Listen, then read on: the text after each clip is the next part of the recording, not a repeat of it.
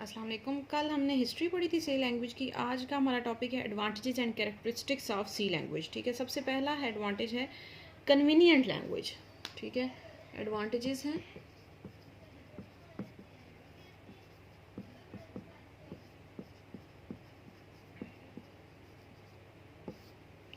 Advantages of C language. सबसे पहला है कन्वीनियंट लैंग्वेज। कन्वीनियंट क्या है? कन्वीनियंट का मतलब होता है कि ऐसी चीज़ जो आपके लिए ईजी हो, आपको आसानी से समझ आ जाए। ठीक है, तो ये provides facilities in a easier way that are difficult to use in low level language. यानी कि ऐसे काम जो कि आप लो लेवल लैंग्वेज में आपसे नहीं होते थे, सी लैंग्वेज आपको क्या करती है, फैसिलिटी प्रोवाइड करती है कि आप आसानी से उसको यहाँ पे सी लैंग्वेज के अंदर आसानी से आप उसको कन्वीनियंटली आप उसको परफॉर्म कर सकें। ठीक है, number 2 is well structured language. ठीक है, स्ट्रक्चर इसका एक आपको ईजी सा अच्छा सा स्ट्रक्चर प्रोवाइड कर दिया गया है। यानी कि आपको बता दिया गया है कि ये आपने काम करने हैं। आपको बताया गया है कि आपने ऐसे स्टार्ट कैसे करना है, फिर ख़त्म बीच में प्रोग्राम कैसे लिखना है, ख़त्म कैसे करना है। यानी कि आपको हर चीज़ जो है वो उसका एक स्ट्रक्चर प्रोवाइड कर दिया गया है। ठीक है, वो हम आगे पढ़ेंगे कि सी लैंग्वेज का स्ट्रक्चर क्या होता है। ठीक है, वो आपको याद करना होगा स्ट्रक्चर। ठीक है, तो वो स्ट्रक्चर आपको प्रोवाइड कर दिया गया है, तो कोई भी पर्सन जिसको वो समझ आ गया तो वो आसानी से सी लैंग्वेज में प्रोग्राम लिख सकता है। Number 3 is machine independence. ये हमने पीछे भी पढ़ा था कि मशीन के ऊपर डिपेंड नहीं करता। मशीन के ऊपर क्यों डिपेंड नहीं करता? क्योंकि देखें, it means that program written in C language can be executed on different type of computers. जो पहले थी हमारे पास मशीन लैंग्वेज थी, वो हमारे पास मशीन डिपेंडेंट थी कि वो हर कंप्यूटर के लिए अलग अलग आपको बनानी पड़ती थी। लेकिन सी लैंग्वेज में आपने एक कंप्यूटर के ऊपर कहीं पे भी बैठ के आपने घर में प्रोग्राम बनाया, आप उसको कंप्यूटर लैब में आके, कॉलेज में आके उसको चलाएंगे तो वो चल जाएगा, या लैब में बनाया आप उसको घर में जाके या किसी और जगह जाके आप उसको चलाएंगे तो चल जाएगा। ठीक है, तो इसका मतलब है कि आप एक कंप्यूटर पे आपने बनाया तो आपको हर कंप्यूटर की अलग अलग नहीं चाहिए, आप जो है वो उसी को डिफरेंट जगहों पे इस्तेमाल कर सकते हैं। ठीक है, नंबर 4 इज़ मॉड्यूलैरिटी। मॉड्यूलैरिटी होती है provide facility of modular program. It means that the program can be divided into smaller modules. Module का मतलब होता है छोटे छोटे आप पार्ट्स बना सकते हैं। ठीक है, मॉड्यूल का मतलब क्या होता है? मॉड्यूल का मतलब होता है फंक्शन या पार्ट्स। ठीक है, तो ये आप कर सकते हैं। सी लैंग्वेज का एक फ़ायदा है कि आप क्या कर सकते हैं कि अपने प्रोग्राम के छोटे छोटे फंक्शन बना सकते हैं या उसके छोटे छोटे पार्ट्स बना सकते हैं। तो जैसे फॉर एग्जांपल आप कोई कैलकुलेटर का प्रोग्राम बना रहे हैं। ठीक है, तो अब कैलकुलेटर में क्या होगा, आप एक पार्ट बना दें, प्लस के लिए, एक माइनस के लिए बना दें, एक मल्टीप्लाई के लिए बना दें, एक डिवाइड के लिए बना दें। ठीक है, तो आप आसानी से समझ यानी कि आपको आ जाता है। मॉड्यूल्स बनाने का या पार्ट्स बनाने का मकसद ये होता है, जैसे आप लिखते हैं ना पेपर में, आप ऐसे लिख रहे हो तो आप हेडिंग्स देख के लिख लेते हैं। तो जो हेडिंग्स देख के लिखे हैं उसको ज़्यादा मार्क्स अच्छे मिलते हैं या ज़्यादा उसका इम्पैक्ट अच्छा पड़ता है। तो इसी वजह से क्या आसानी से अगले बंदे को समझ आ जाता है कि क्या क्या बात हो रही है, इस टॉपिक के अंदर क्या बात है, इसमें क्या बात है। जैसे पाक स्टडीज़ में अक्सर होता है आपका कि आप जो है वो हेडिंग्स दे के आप लिखते होते हैं, तो वो क्योंकि वो बहुत ही लंबी एक पूरा पेज आप भर देंगे तो अगले को भी समझ नहीं आएगा, आपको भी नहीं आएगा। तो वही चीज़ अगर आप हेडिंग्स दे के लिखेंगे, उसके पार्ट्स बना के लिखेंगे तो वो अगले को भी ज़्यादा अच्छे से समझ आएगा। तो ये सी लैंग्वेज में भी मॉड्यूलर प्रोग्रामिंग भी यही होती है कि आप प्रोग्राम को छोटे छोटे फंक्शंस बना के या छोटे छोटे पार्ट्स बना के अलग अलग लिखते होते हैं। ठीक हो गया। Number 5 is case sensitivity. Case sensitivity का मतलब है सी लैंग्वेज हमारे पास केस सेंसिटिव है। इसका मतलब है कि सी लैंग्वेज के अंदर आपको अगर कह दिया गया है कि कोई वर्ड है, फॉर एग्जांपल मेरे पास वर्ड है इंक्लूड। अब मेरे पास ये कह दिया गया कि ये छोटा लिखना है, कैप स्मॉल में लिखना है, तो आप इसको कैपिटल में अगर लिखेंगे, अगर मैं इसको इस तरह से लिखूंगी तो ये मेरे पास गलत हो जाएगा। समझ आई ये चीज़? यानी कि केस सेंसिटिव का मतलब है आपने अपर केस और लोअर केस, केस सेंसिटिव उससे निकला हुआ है। यानी कि अगर आपको कह दिया गया कि एक चीज़ अपर में लिखनी है तो आपने उसको अपर में ही लिखना है। अगर कह दिया गया कि लोअर में लिखना है तो आपने उसको लोअर में ही लिखना है। ये नहीं हो सकता कि अगर आप किसी चीज़ को आपको बताया गया कि इसको आपने लोअर लेटर में लिखना है, आपने अपर में लिखा तो वो गलत होगा, वहीं पर एरर आ जाएगा, आपका प्रोग्राम चलेगा ही नहीं। ठीक है, तो ये हमारे पास केस सेंसिटिव होता है कि it can differentiate upper case and lower case. ठीक है, कीवर्ड्स जो होते हैं वो लोअर केस में होते हैं। आगे हम पढ़ेंगे कि कीवर्ड्स क्या होते हैं। ठीक है, नेक्स्ट है hardware control. Provides close control on hardware. It can be use to write efficient program to control hardware components. Number 7 is small language.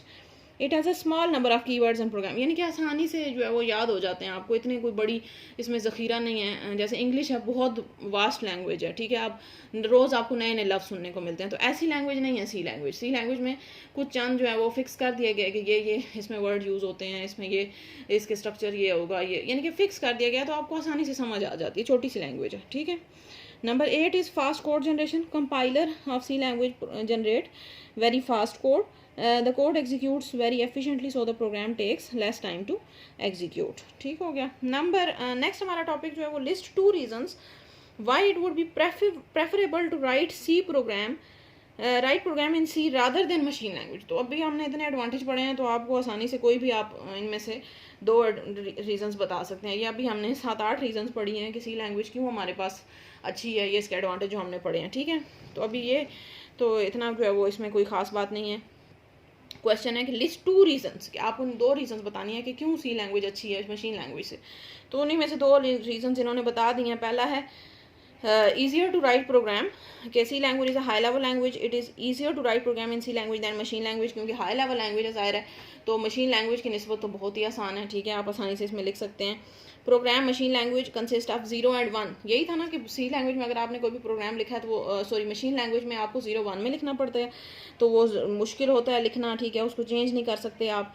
तो instruction of C language are similar to English language. C language में अगर आप कोई चीज़ लिखते हैं तो हमारे पास English की तरह के वर्ड्स होते हैं, तो आप आसानी से उसको समझ सकते हैं, लिख सकते हैं। So it is preferable to write program in C language rather than machine language. एक ये हो गया, और दूसरा आप कोई भी लिख सकते हैं, जैसे ऊपर दिए हुए हैं, जैसे इन्होंने तो मशीन इंडिपेंडेंस लिखा है, आप कोई और भी लिख सकते हैं।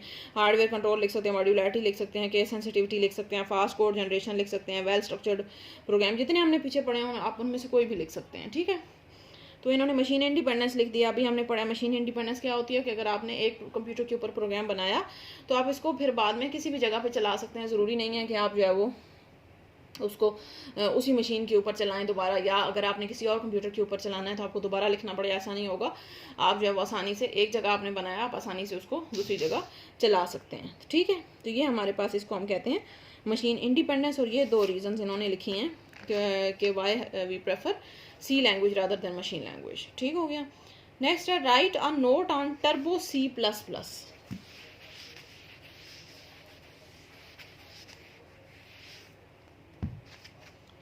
अच्छा, अब ये नई चीज़ है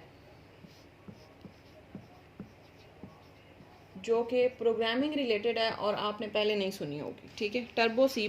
जिन्होंने मैट्रिक में कंप्यूटर पढ़ा है उनके लिए तो शायद ये थोड़ा फेमिलियर हो कि आप जो है वो ये जिन्होंने मैट्रिक में आई थिंक GW बेसिक आप पढ़ते हैं, वो एक लैंग्वेज है। जिस तरह सी लैंग्वेज है इसी तरह से एक बेसिक एक लैंग्वेज हमने पीछे पढ़ी भी थी, beginner all purpose symbolic instruction code. ठीक है, अच्छा, अब ये जो टर्बो C++ ये क्या है, इसको देखें ज़रा कि the compiler use for C language के लिए जो हम कंपाइलर यूज़ करते हैं, हमने पढ़ा ना पीछे, कंपाइलर क्या होता है, जो ट्रांसलेटर होता है, जो कि ट्रांसलेट करेगा सी लैंग्वेज को मशीन लैंग्वेज में।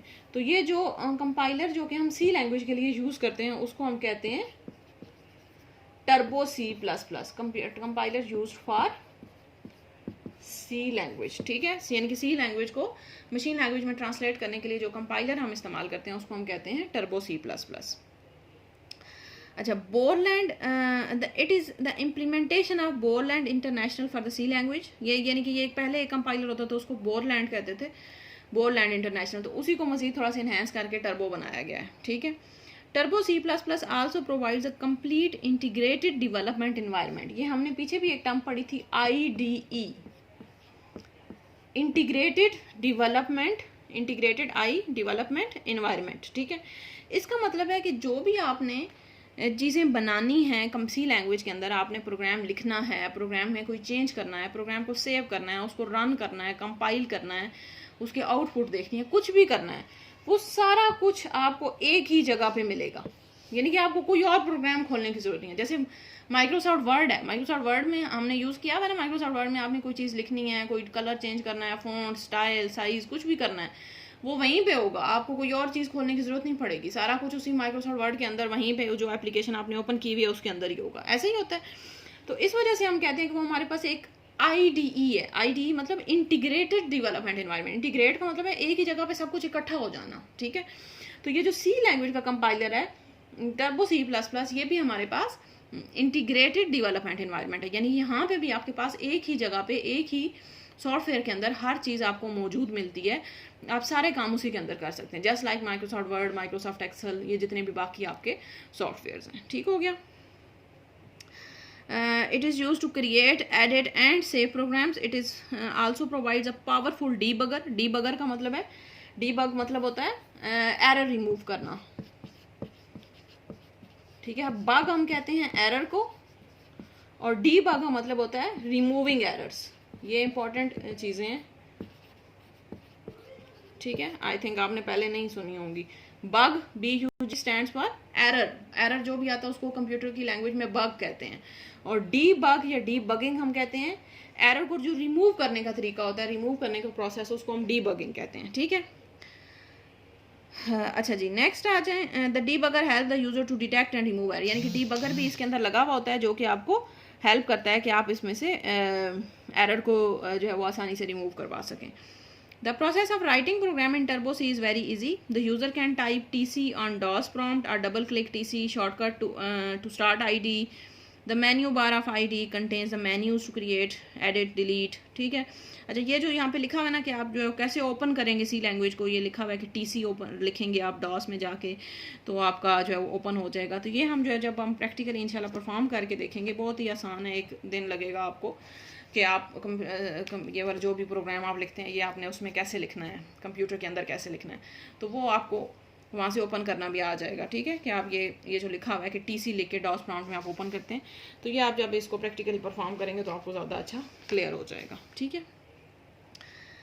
User can open a menu. अब देखिए नीचे आप बुक आप सबके पास ओपन होनी चाहिए, उस पर देखें टर्बो C++ का नीचे आपको एक डायग्राम सी बनी हुई है, पिक्चर बनी हुई है, ये उसका IDE आपको दिखा रहा है। जो टर्बो C++ का जो इंटीग्रेटेड डेवलपमेंट इन्वायरमेंट है, इसमें देखिए अब सारे ऑप्शन मौजूद हैं। फाइल का ऑप्शन है, एडिट है, सर्च है, run, compile, debug, project, options, Windows, help, नीचे आप जगह बनी हुई है जहाँ पे आप कोड लिखेंगे, ठीक है। तो ये हमारे पास जो है वो इसका IDE है। आगे देखिए लिखा भी हुआ है टर्बो C++ IDE, ठीक है।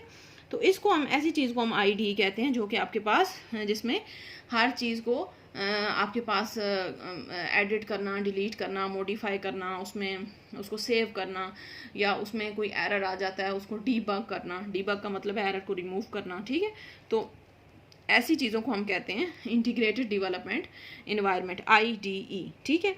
तो ये हमारे पास जो है वो छोटा सा इंट्रोडक्शन है टर्बो C++ का।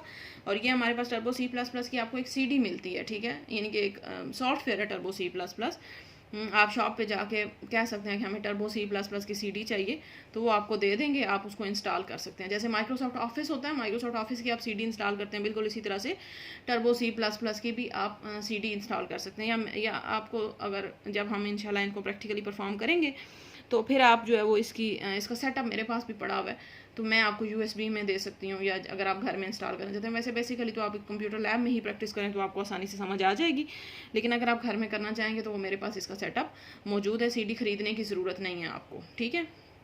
लेकिन अगर आप ख़रीदना चाहते हैं तो आपको आसानी से शॉप से मिल जाएगी ये CD, ठीक है। फ़िलहाल इसकी ज़रूरत नहीं है, जब ज़रूरत पड़ेगी तो फिर मैं आपको बताऊँगी, फिर आप लोग इसको इंस्टॉल कर लेना घर में, ठीक है जी। चलें, ठीक है। नेक्स्ट टॉपिक फिर हम कल से करेंगे इंशाल्लाह। Thank you.